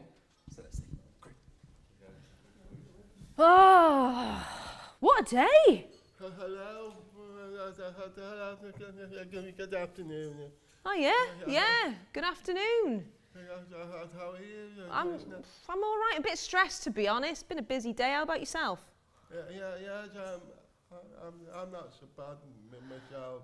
Yeah. I seem to lost a bus pass for some reason. I left it in the bin. Oh no. Oh, that's not great, is it? Well, you need to keep better track of your stuff, don't you? Really? Okay. Yeah. Okay. I have forgotten. So sometimes I forget. Yeah. Maybe I was tired. Yeah, maybe you were tired. Yeah, but I mean, you gotta write these things down, though. Yeah, if you know you've got something important, make sure you know where it is. You got like a proper place that you put it, or write down your codes or your passwords and things like that. You're not gonna lose them then. I'm going to pause us there. Lovely stuff. Thank you, Richard. That was really, really nice. Yeah, really, really nice. Thank you, Richard. Definitely felt like Richard was standing up for himself a little bit, was trying to take a little bit of agency and taking a little bit of confidence in terms of steering the conversation his way. Didn't really let the character of Alex get a word in, which was really nice. Yeah. And even when she did try and kind of steer it down that slightly negative route, he was coming back with a positive tone, which was quite nice. Yeah, that's lovely. Yeah. Thank you, Richard. Thank Great you. suggestion. Thank Really, you, really nice, I think. Richard. Kind of improve things. Great. Faye, you're substituted back in, Faye. Got a rolling sub going on. Brilliant. Okay, shall we go from a similar point? So you're already in, Alex, and maybe we're moving on to the holiday bit. Yeah? Great. What's wrong with you? I want to book a holiday. A holiday? All right. Well, where you want to go? Anglesey. Anglesey? That's not very exciting, is it? Well, I just mean it's a bit dull for me, you know. But do you know where I went last year? Vegas. Vegas, yeah. So. Oh yeah, yes. I see an arm going up. Yes. What's your suggestion? Showing no interest whatsoever about what Yeah. you'd like, what you want. Absolutely, definitely showing zero interest whatsoever. What could Charlie then do in that instance? If we had to say, okay, what could Charlie do for herself in that instance? What could that be? Again, just speak up maybe and say, well, it's not your holiday, it's what I would like to do. And Would you like to give that a go? Would anybody else like to give that a go? Oh, we have somebody with a hand up. Yes, please, come forward. That's a great suggestion, though. Great suggestion. Fantastic. If you'd like to take the role, amazing. So we're going to go from a very similar point, and if you just see what your name is. Tammy. Hello, Tammy. So if you'd like to, you're now taking on the role. What can you do that stands up for yourself? Okay. What can you say to Alex to make it stand up for yourself? Okay. Probably, like she was to Vegas said, it's not your holiday, it's my holiday. I want to go where I want to go. Brilliant, Yeah, that's an amazing brilliant. suggestion. Yeah. That's an amazing suggestion. I wonder, can we see it in the context of our scene? Yeah, because that was amazing. I'm going to go. A holiday? So where do you want to go? Anglesey.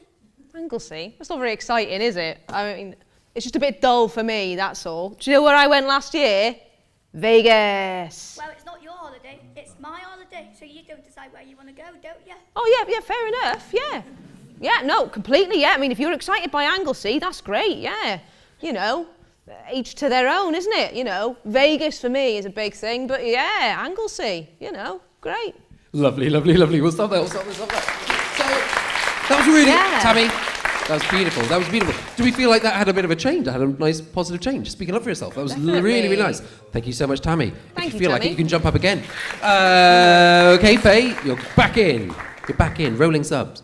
Great, okay, should we pick up from that point and see if there's anything else? So we've had speaking up for oneself. Yeah, we had Richard coming in and kind of using a positive energy, positive spin. Oh, I see an arm waving at me. Hello.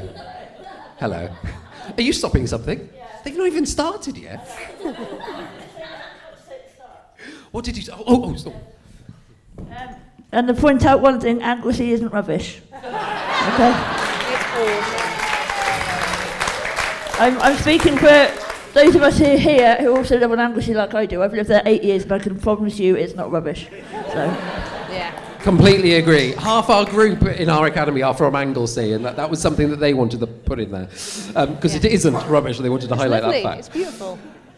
Great, so should we pick it up? Maybe we're going from the bit with our banking app. Yeah. Banking app, which was something that came up quite a lot from our actors. Banking apps and banks in general being pretty dreadful. Thanks. It's running off again. So, I'm trying to get into my banking app, but it won't let me get into it. All right, so have you forgot your password? Yeah? Okay, well what you need to do is you need to write them down somewhere, yeah, and then put it somewhere safe. That's what I do, yeah? Well, have you booked your hotel? Well, I tried to, but before I fill this up. Right, okay. Well, why don't you just get your mum to do it? I don't want her to do it. I want to do it myself. Oh, fair enough. But well, what do you want me to do? Your help. All right, give it here. Right, okay, so what is your password? Promise you won't laugh. Yeah. 3 Panda 2016. Furry panda? Sorry, I see somebody waving their hand. I was so engrossed, my bad. Hello, what's your suggestion? We're going to go from the very top of the scene, guys. What? I think that's very true. Very, very true. So what would you like to change? What do you think could be changed for Charlie? For then? Charlie. Well, you know, when you say, well, what do you need to write it down, you need to do this, and you could see that she's a bit exasperated. So maybe, you know, what do you need help with? What do you want? But I can't change. If we can't change this, Yeah, so what can maybe what can Charlie say to me to highlight to me that I'm not doing a great job? Yeah. Yeah, so maybe she Yeah. could say, this isn't helping me. Yeah. This isn't helping me, and maybe she could ask, you know, exactly what kind of help she needs. Yeah. Maybe. So what could she ask her to change? What are the things that we could maybe even think about the quickest things that we could ask this character to change?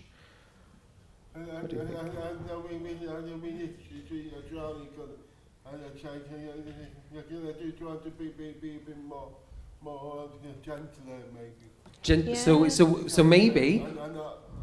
She could remind me to be gentler, kinder. Great. So you want Charlie to ask her to be a bit kinder? Yeah. Would you like to give that a go, Richard? Yeah. So Yes, we're gonna go from a very similar point. We're gonna go from a very Yeah. similar point, and we're gonna want you to ask her to be a little bit kinder. Yeah. Great. Thanks. So you can't get into your banking app? Okay. I can't get into the bank again. I'm just trying to be a bit more kind and to some more support, please. All right, sorry, yeah. And is it possible if you can help me with Yeah. Instead of talking down on me, if I can't get into your bank account. I'm sorry, Charlie. I didn't realise I was doing that, to be honest. I'm just feeling a bit stressed myself. I shouldn't be taking it out, definitely. What do you need me to help with? I think for you to try to come in to shout hello at the beginning, and then sorry, yeah. And then try to be a little bit more kind. So I didn't. Do you know what? I didn't even think. I should have. Yeah, I'm sorry. I just came running in, didn't I? Bringing my own stuff in with me. I've had a hard day, but that's not your problem, is it? I shouldn't be bringing it in here to you. It's not your job to deal with my problems. Yeah. So how can I help you? I'm here to help, aren't I? So what should I do? What do you want me to do?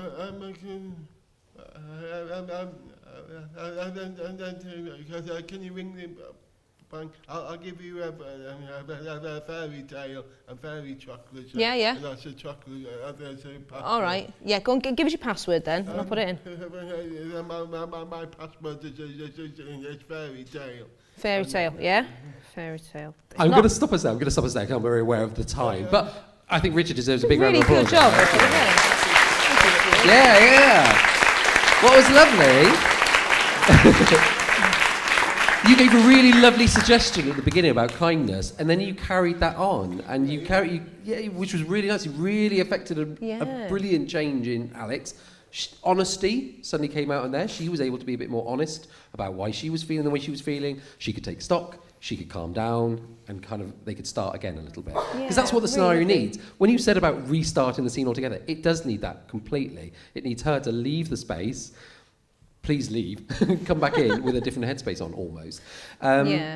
This is just a very, very highlighted kind of version in terms of an extreme example. But it highlights kind of the tools are actors, the things that they get supported with in sessions as well, in terms of their independence, their agency, being able to speak for themselves, being able to stand up for themselves. It's things that we encourage them with. Faye is exceptionally good at speaking up for herself, which we're unbelievably proud of her with. And that was really Thank lovely you, Richard. suggestion. That was Richard. lovely. Really, really nice. Any other suggestions without seeing the scenario again? What kind of other tools? What other tools? Hello. Change of attitude, yeah? Change of attitude, because we could change a whole plethora of things from Alex's character. I think when we've done this in the past, we have done that. Where And we've this person changed them. should come in with a better attitude than this person has. You know, it's their job to be. They're here to support somebody. But there are things sometimes in life where people they lose sight of that. And this character clearly has. This isn't. I don't think this character is intentionally horrible. I just think she's completely unaware of what the focus should be. She's not focusing on this individual that she's supposed to be here to support. And this highlights a really bad example, of course it does. But it also highlights the fact that not every interaction is going to be perfect, and it never will be. But what things can we put in place? Obviously, this character can do an awful lot of that. But what can somebody else do in that situation? A great example would be for her to ask her to leave. This is her space, which was highlighted brilliantly at the beginning. This is her home. She doesn't need this coming into her space. Come back or I'll see Julie later on. Yeah. Having that kind of confidence, that the ability to do that, I think is something. A couple of questions. Oh, hello. I just think that also that Charlie needs to be empowered to be able to do that. Yeah, absolutely. Not everybody has the confidence to say, even though it is their home and it's should be treated with dignity and respect, they need to be given the tools to actually challenge.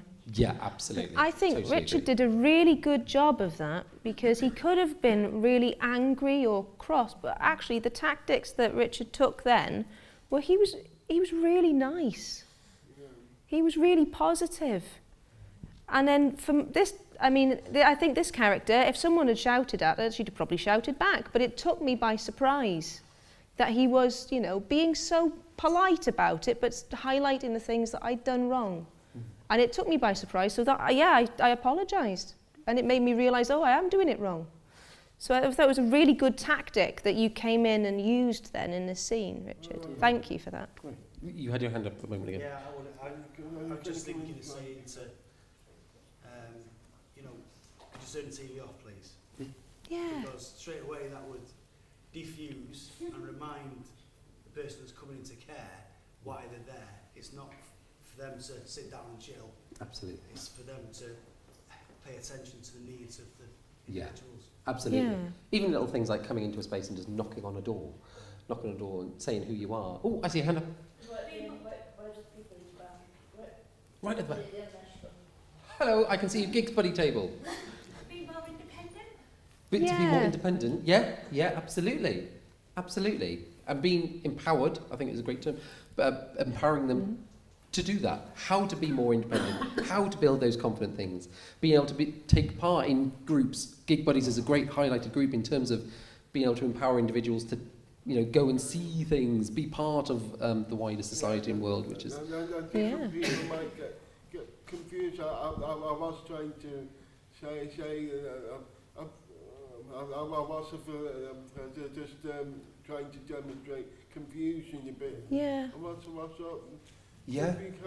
Some people get confused or maybe. Absolutely. Yeah. Having a bit of understanding of that as well, isn't it? Yeah. Brilliant. Well, So we're going to have to wrap up there because half an hour flies by. It really does. So we want to say thank you so much for having us. We really, really do love coming. If you want to catch us afterwards, have a conversation with, we have many groups across North Wales that Holly coordinates for. Yeah. If you know of individuals that may like to, maybe join one of these groups, feel free to. If anyone wants to engage with hijinks, come and speak to me. I'll hang around. But if you don't get a chance to, if you miss it, we've got website hijinks.org.uk where there's email addresses where you can get in touch with people.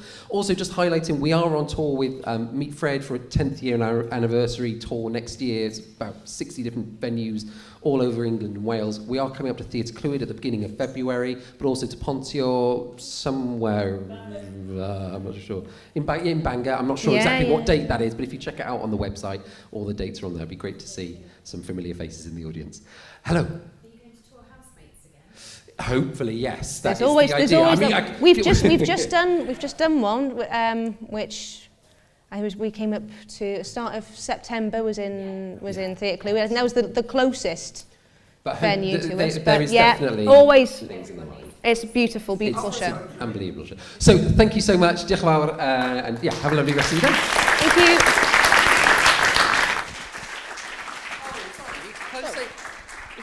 you. Sorry, could the actors just get another round of applause as well? Faye, stand up. To them.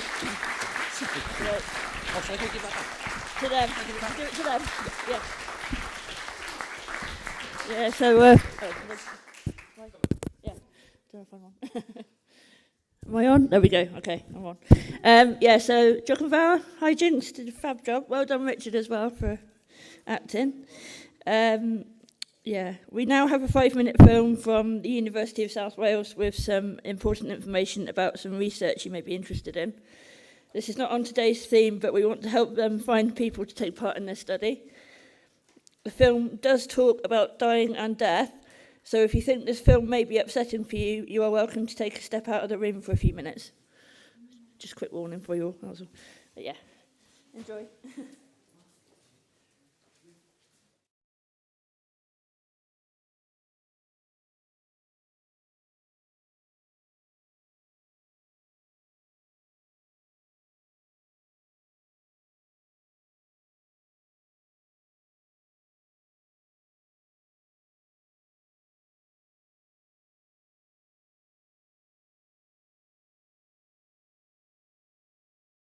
Study, and it's being led by Professor Stuart Todd from the University of South Wales.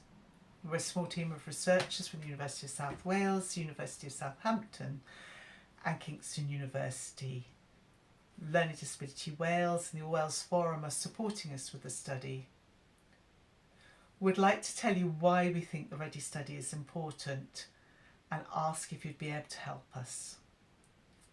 We need to find people to take part in an informal and confidential interview about their experiences of supporting a person with learning disabilities in the last year of their life. We realise what a sensitive subject this is. The interviewers are experienced in helping people to talk through this difficult topic, and we can help people through the interview. More about this later in the video. Before that, I'd like to introduce you to Mo. Mo is a co-researcher on the READY study. He's also one of the members of the expert panel of people with learning disabilities who are helping with the study. We also have an expert panel of family members and an expert panel of people working in services.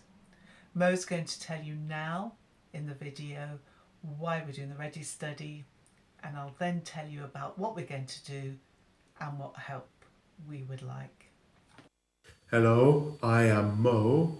I am a researcher. Why we are doing the READY study. People with learning disabilities and their families want to have more say in what is important to them at the end of their lives. Too often that does not happen. Sometimes nobody has worked out that the person is going to die. When someone has cancer or dementia, doctors can usually tell if they are going to die. But if people have another kind of illness, or they are just old and weak, nobody works out that they are dying. Then the person can't say what is important to them. They don't get the right end-of-life care. We want to find out more about the last year of life of adults with learning disabilities. We want to know what happened in the last year before the person died.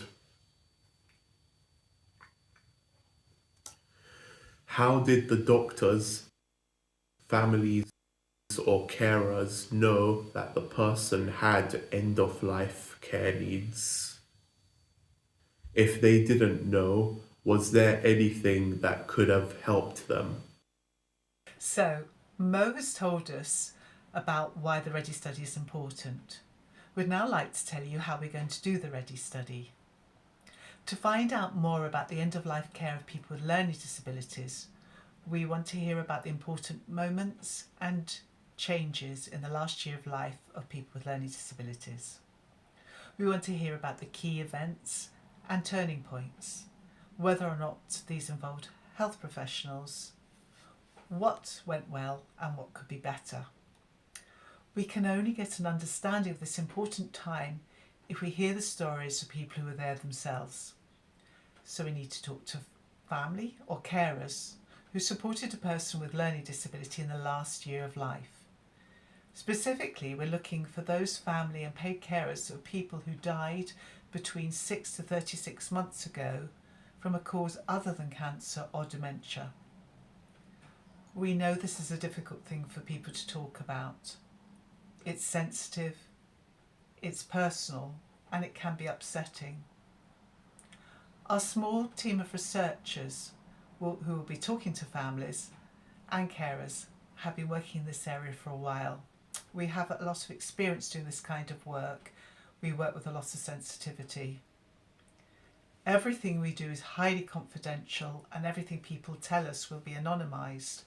We will not use people's names, the names of other people, organisation or place names. So, what help do we need from you? Well, it isn't easy finding people to take part in a study like this. And this study might not be relevant to you, but you might know someone who has cared for someone in the last year of their life. If you think you can help us reach out so that people can hear about our study and then decide whether they'd like to take part in the study, we would really like to hear from you. Or if you yourself has cared for someone with a learning disability at the end of life, and you feel that you might like to talk about what is involved in the study, then please do get in touch with us. You can do this by email, or you can leave your details on the study portal that you can see now in the next slide. With your support and the support of our partners, we can help improve end-of-life care for people with learning disabilities. Thank you for listening.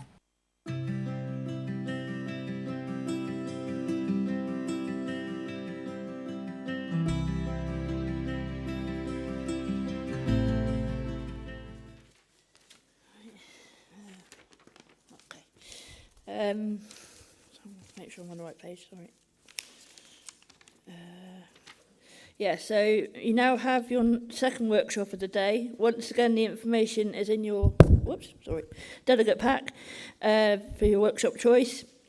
Details of where the workshops will be on the screen behind me in a minute. There we are already. Yeah. After the workshop, please come back here for the final session of the day. Jock and Val.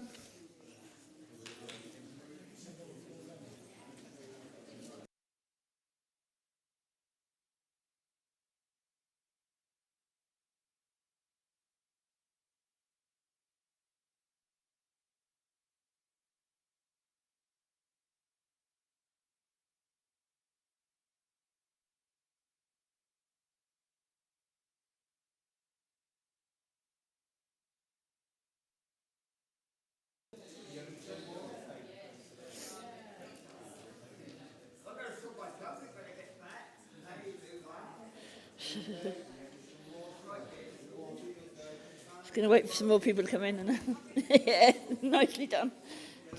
Today's it's just flown by today. I'll get home and I'll be like, what happened? You know?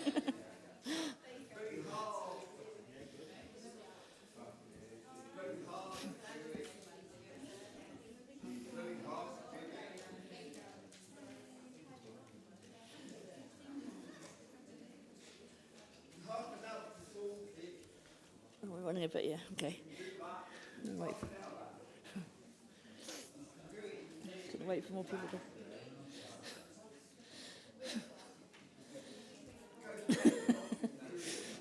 Yeah. Hi everyone. Creso and Alpal, welcome back, everyone. We're now joined by Simon Dowd from North Wales Fire and Rescue. Creso, Simon.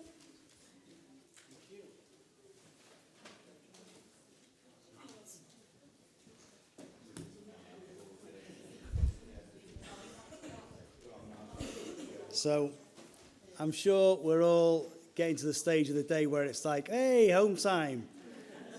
But I'm just going to talk to you about some basic fire safety. I think today's been absolutely amazing, to be honest. I think it shows that we're all on the same page and we all want the best for the people that we work with and for the communities that we serve. One thing that's come across to me, I think, especially, is the fact that we're here to offer supported guidance and we're trying to support these people with learning disabilities to help them to be as independent as possible. So part of the guidance that we would use to do that is in fire safety. Okay, so what I've got here is some leaflets that you're welcome to come and take and peruse of yourself because we're not going to go through everything. We haven't got time. I normally spend about an hour to 2 hours doing this. So, yeah, it's greatly reduced. So the main thing is, when we talk about fires and fire safety, is being able to get out in an emergency. So that would involve going through an escape plan regularly. I know Reese earlier on said he didn't like an evacuation every week. That's not necessary, that's fine. But certainly it needs to be on the agenda, so that in that emergency situation, we don't have to think about what we're doing. It's automatic, and we know how we're going to get out, which exits to use, etc. So you need, if keys are required to lock exits, you need to have the keys in a place where everybody knows where they are, and that can't change, because on the day it changes, that's probably when you're going to have a fire and not going to be able to find the key. It's also important to be able to call the fire service in the event of an emergency once you're outside the property, and then you need to stay out of the property. There's something in the fire service that we do is something that's called tagging. So we tag a property. Usually it's to do with firefighter safety, but if there is somebody in the accommodation that is unable to self-evacuate, and will need us to go in to pull them out, we need to know about it, because that means that if an incident comes up at that particular address, the tip sheet will come up with the address on it, and then it'll say, for your information, there is a bed-bound occupant at this property that needs support getting out. And that makes up the mind of our IC, our incident commander, on the way that we're going to send people in to get this person out. So that's important as well. At night time, it's a good idea to have this routine of going around the house, making sure that we turn off the things that we can turn off and keep them off. Closing doors is also a good idea, because that will contain any fire spread to the room of origin and allow further time for us to escape and for the fire service to get there and rescue you. The three main causes of fires are electrical, smoking and cooking that's left unattended. Now, electrical, there's not that much we can do other than what we've mentioned about turning things off. Okay, so that's why it's so important to turn things off that we're not using. It's also a good idea to get your electrics checked regularly. We were talking, somebody said today that they do like a 5-yearly thing within their care. That's great, brilliant, good. I'd like my landlady to do every 5 years. So that's important as well. Also, with electrics, not overloading your sockets, okay? I'm not going to go into too much about that, but you generally will know if it's overloaded if you touch the plugs and they're hot, okay? Anything that produces heat in the home is quite high on the electric, the ampage. So, yeah, avoid plugging too many things into a plug at once. Charging mobile phones overnight is not a good idea. Okay, I thought I'd get that response. So, also charging any scooters. Obviously, I know it's not an ideal situation, but if you can charge the scooter outside the property, that's great. Usually there's not a dedicated space for that, though. So what we do suggest is that you charge it in a room, maybe by the front door or something like that, where you've still got another exit, and make sure it's not overcharged or left on charge overnight, okay? So smoking. Any smokers that you work with, yourselves, it's important that don't smoke in bed. Now, we know that some people do reserve the right to do that, and we in the fire service do provide interventions for people who do smoke in bed, like fire retardant, should I say, blankets, bedding, duvet covers, etc. Also, the same goes for flame retardant throws on couches. We give out ashtrays, smokers' bins, things like this, okay? Also, so we've got smoking, and then you've got cooking left unattended, okay? So it's important that when you're caring for people and they've got that independence, I love the fact that everything today has been working around, helping to include the people that we're working with, but it's important to keep in mind on the cooking arrangements as well. If we are leaving people to it, we need to make sure that they're not going to leave the cooking unattended. We do have a safety device that we can use, which is called a stove guard, which can be used with electric cookers. Unfortunately, we can't do anything for the gas cookers at the moment other than shut it off. But with the electric cookers, there's a special device that we can use to monitor the heat on there, and also to monitor the presence of the people around the cooker. And if they go and do want to watch Murder, She Wrote or something, then it will send out an audible beep to say, come back to the cooker. And if they don't come back to the cooker, it will cut the power, so it stops a fire from happening. So that's a brilliant device that I wish I'd thought of myself. So yeah, that's basically in a nutshell the things that we talk about. Fire safety is everyone's responsibility. It's something that we never think is going to happen to us, but maybe we do know somebody that it has happened to, and it's left them, mentally scarred. So let's take it seriously. But let's end on a happy note today, because I think the day has been absolutely wonderful. It shows how much the people in the room care about the people that we work for in the community in Wales. And I think we need a big hand for the organisers as well. So thank you very much, everyone.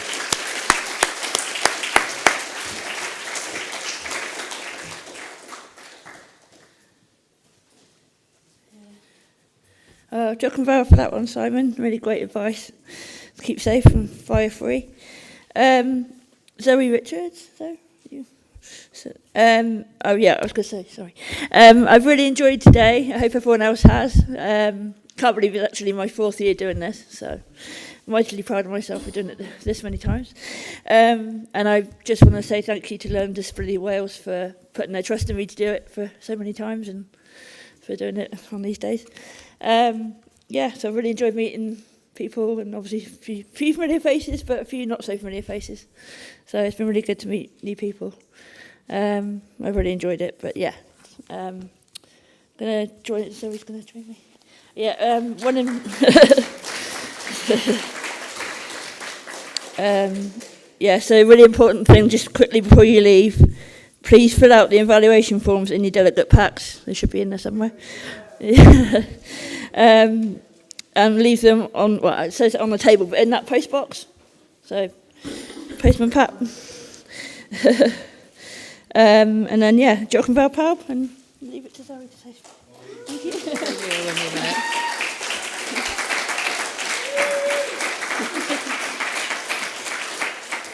A huge thank you for coming along and joining us today. Thank you for all the diehards staying till the very end. Thank you very much. It's been a really great day with really good quality conversation and a really good mood and atmosphere in the room too. And a little secret, we go down to South Wales next week, and North Wales is always a friendlier conference. Always. It's a week today. Week today, it'll be a bit corporate down there, but it's always friendlier. So I will challenge them next week and say, can you be as friendly as North Wales? Doubt it, but, you know, the task is on. A huge thank you to the team that put together the conference. I get to stand here and talk about the conference, but I do very little work in terms of bringing the conference together. So a huge thank you to the team at Learning Disability Wales who put this together. And the final thanks to the day for our very, very capable chair, Victoria, who leads us so expertly through the conference last year and this year. And we've just got a small gift for you to say thank you.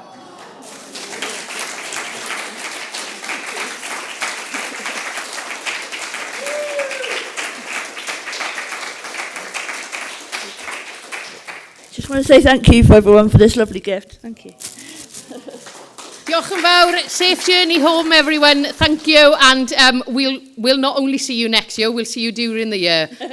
So thank you. Safe travels. Thank you. All right. Lovely.